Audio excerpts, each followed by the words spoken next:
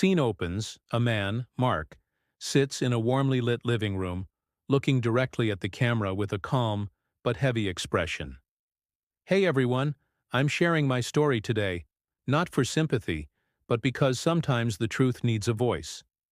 For a long time, I thought Sarah and I had the perfect life. We were high school sweethearts, built a home together, and were planning our future. Everything felt solid, like a foundation you could build a skyscraper on. Or so I thought. The first crack appeared subtly. It wasn't a dramatic fight or a sudden change. It was just a text message. I was handing her phone to her one evening, and a message flashed on the screen. Had a great time today. Can't wait for the next. It was from a guy named Alex, someone from her new pottery class. When I asked, her answer was so smooth, so practiced. "Oh, that's just Alex. He's a sweet older guy from class. We were just joking about my lopsided pots." She laughed, a sound that once felt like home, but now had a slight echo of something else. It was believable. Why wouldn't it be? I trusted her. But my gut, that primal instinct we all have, started whispering. I started noticing little things. Her phone was suddenly always face down. She started having late nights at the studio to finish projects, coming home smelling faintly of a cologne that wasn't mine. Each time I'd gently inquire, "Tough night at the studio?"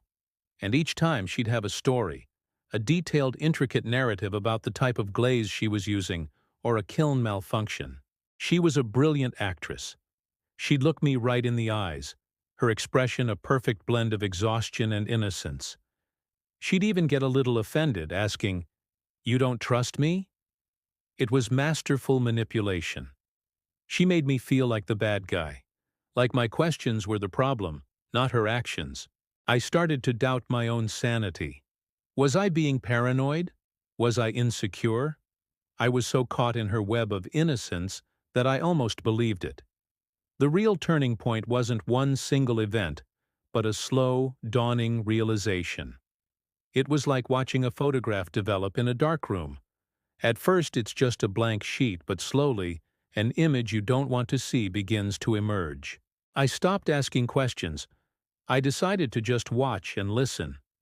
It was painful, like holding my breath underwater, but I needed clarity. I needed the truth to come from her, not from my prying. The little inconsistencies started piling up. She'd mention having lunch with her friend Jenny, but later Jenny would call and ask if Sarah was feeling better because she'd missed their lunch date. One Friday, she said she was going on a weekend pottery retreat with the class. She packed her bag, kissed me goodbye, and told me how much she'd miss me. She even sent me a picture of a sunset over a lake, supposedly from the retreat center. It was a beautiful picture. The only problem was, I recognized the distinctive boat dock in the corner. It wasn't from some retreat center upstate. It was from a private lakeside resort just 45 minutes away, a place we'd considered for our anniversary last year. My heart didn't break. It just went cold.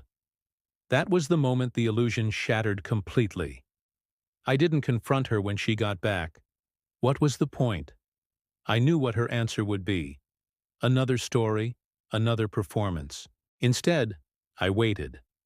I let her walk back into our home, full of smiles and tales of her artist's weekend. She sat on the sofa, right where I'm sitting now, and told me all about the new techniques she'd learned. She looked so happy, so convincing, and as I listened, I wasn't angry anymore. I just felt a profound sense of sadness for the woman I thought I knew, the woman who had gotten so lost. A week later, I calmly told her we needed to talk.